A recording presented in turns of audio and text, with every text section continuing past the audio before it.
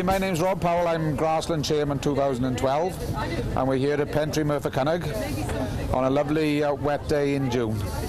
But all demonstration fields have worked successfully and managed to struggle through.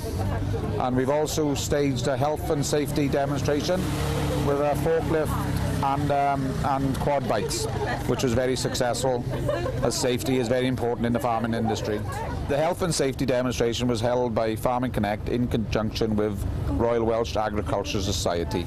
Today we are showing a couple of transport situations using quads and also using telehandlers. Now those come into the category of causing the most accidents on farms. In second place is working at heights, and we'll also be covering a little bit on that.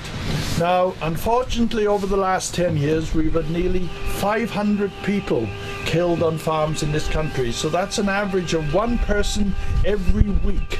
And to the extent that a couple of years ago, surprisingly, the agricultural industry were losing more people than what the Ministry of Defence were losing in Iraq and Afghanistan. So it was quite a frightening figure when you relate that to farmers.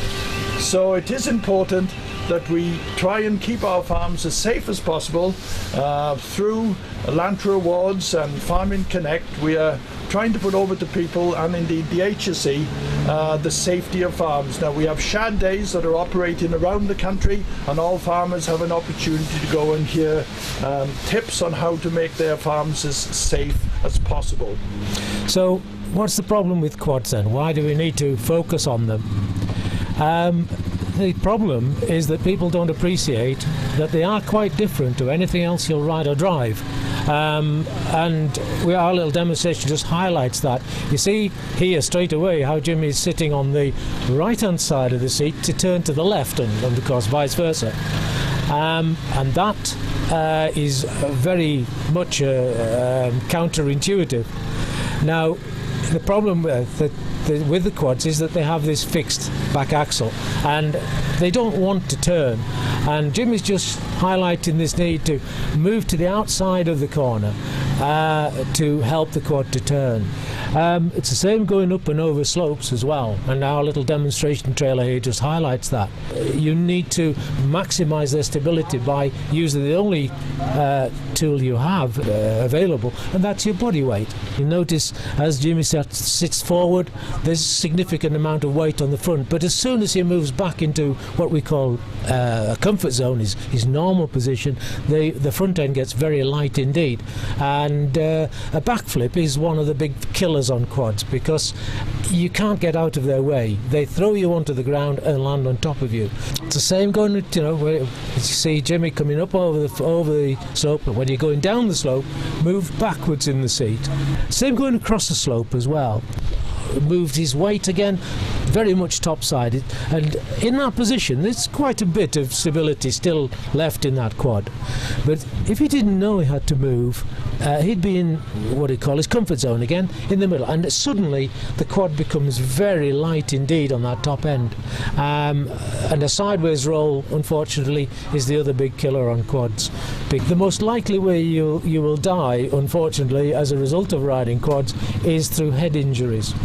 And you notice Jim is wearing a helmet. It's absolutely essential, apart from the fact that it's a legal requirement, absolutely essential that you wear head protection when you're riding quads. There are alternatives. This one is marketed as a dedicated ATV helmet.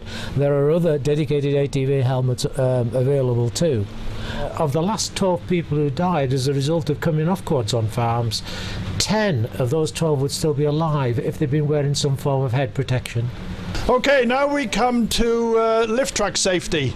Now, as you can see, one of the first things any operator should do, as John is doing now, he's actually having a walk-round check of the machine. He's checked the rear tyres there, he's checking the back end, the hitch mechanism, he's opening up the bonnet there to have a look at the engine, any oil levels that need to be checked. And it is crucial that anybody, if they want the best out of their machine, must spend a few minutes every morning checking it over to make sure it's safe and serviceable to use. Oil levels, as he's checking there at the fur end there for hydraulics, etc., are absolutely crucial. make sure that the hydraulic attachment mechanism is isolated, as John is checking there now, because the problem can be if someone touches the wrong button in the cab, you can then release your attachment and it can drop into mixer wagons and even worse, drop onto people that maybe stood near the bucket at the time. Okay, checking his wipers there, checking his mirrors. As you can see on the first side of this machine, we have got one mirror missing, and naturally that could be the cause of an accident, as we might see later on. Right, John's in the machine now. He's getting his seatbelt on, so he's retained in the machine. It is important, particularly you wear that when you have the top door of the machine open, because it has been known for people to be thrown out of the cab, and naturally then that is a serious accident. Having a good look round, make sure no one's moving in on his machine. Observation is crucial. John is driving round now using good observation, watching where he's going, reversing, etc. But here we have a situation, as with any operation of any piece of equipment or even driving a car, the operator has now answered his mobile phone. We then have a lack of concentration on the job, and then you see him reversing without looking.